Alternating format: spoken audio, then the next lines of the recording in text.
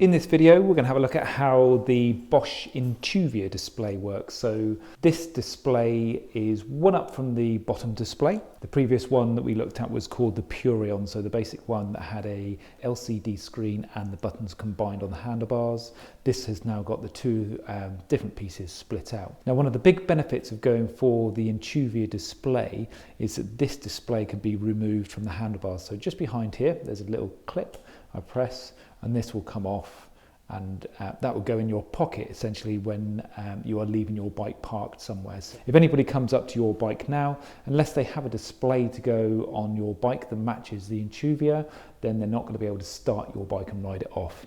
They'll be able to use it as a standard bike, but it's going to be a heavy, slow version of that. So it's worth having this just to be able to put that in your pocket as a little bit of added security. To put it back on, there's a couple of little guides on the back there that fit onto this rail here, and it slides on and locks into place. So switching the bike on, I guess, is the first thing that we need to look at. So there's a little button here on the side that we can see is a power button. So we just need to press that to get the screen started up. Up the top here, we can see the charge of the battery. So this is split into 5 different bars, so 20% each. So this battery at the moment on this bike is about half charged. I think from memory, this is maybe a 500 or a 625 watt hour battery. The bike we're looking at here actually is called a Riese Müller Nevo. We can see on the right hand side the assistance level that we've got. So this says Eco at the moment, and it can go up here to Tour, Sport and Turbo. And then off to the side here, there's another little bar that moves up and down when you're going along. And that is showing you actually the amount of power that the motor is putting in at any time. And if you've got it in Eco, you'll see that this is capped, so it can't go all the way up the top. Whereas you put it into Turbo, when you press hard, you'll get this all the way up the top to show you you're using all the motor power. This here is your speed in miles per hour, so you can change this to be in kilometers an hour as well. And on the screen at the moment, we're showing the time, and it says obviously clock down below. Now, you can display other information on this line that's just here. 2 ways to do it. There's an information button, so you can scroll through the different information. That information button is here on the screen, and it's also here on the handlebars. So if I start by using the one on the handlebars and you look on the screen, you'll see when I press it once, it tells us the maximum speed on this bike. So somebody's done quite well there. This is one of our demo bikes.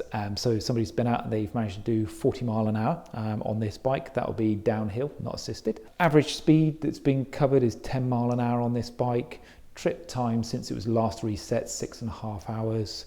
And it's got a range of 21 miles, and this bike has done just under 90 miles in total. Oh, and the last trip distance is 65 miles. If, for example, it's scrolled all the way around, it's like a carousel, it goes all the way around back to the beginning again. This is set at 40 miles an hour maximum speed. We might want to know what speed we've actually achieved, so you would reset that button using this little reset here. So press and hold reset, and it will zero this. So now we've got to go and try and get that 40 mile an hour again. The same as I was pressing the information button here, we've got another information button. I can scroll through the information. We'll see the average speed is 10 mile an hour, so we can reset that.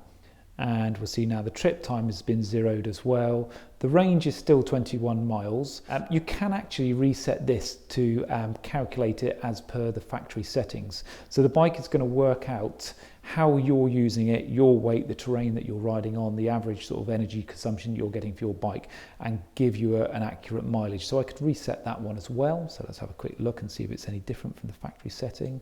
So about 28 miles, so we're using a little bit more than the average factory setting. Interesting, if you're on range and you change the power assistance level using the plus and minus buttons on the left hand side here, you'll see the range will decrease as well. So up in Turbo, you expect to get about half the range that you would get if you were in Eco.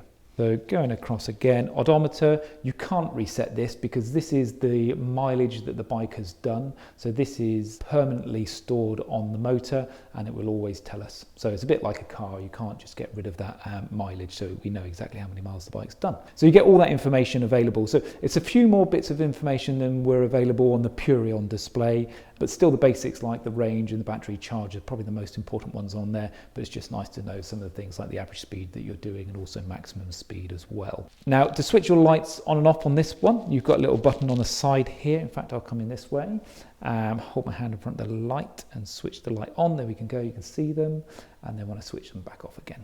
So it's as simple as that. Over on the screen on the side, I sort of alluded to a second ago, your plus and your minus buttons. So these are the ones that you're using to change your assistance level. You can go all the way down and this will say off, so you're not using the motor at all, or you can go for eco, which is 50%, or all the way up to turbo. On this bike, which is a Performance Line CX motor, is 340% assistance. Now there's one other button which is hidden away as ever on all these things. It's the little walk assist button that sits up on the top of here. If you press this once and let go, you'll see up on the screen here it says walk assist plus, and then it disappears. Now when that is displayed saying walk assist plus, if I was to press and hold the plus button down, the bike will start moving alongside me at walking pace. So what you'll see is the pedals start turning slowly and the bike just starts plodding alongside you. It's a really helpful little thing if you want to try and get your bike maybe up onto a rack or into, you know, maybe a couple of steps or something that you're walking up alongside, or a really steep slope that you just can't ride up. Then press and hold this, and then press and hold the plus button. Can't do it now obviously because I'm in the showroom. So that's about all the different bits of information that are available for an Intuvia. Probably the most important part of Intuvia's display is that these two are now split apart, and you can obviously remove this screen for security.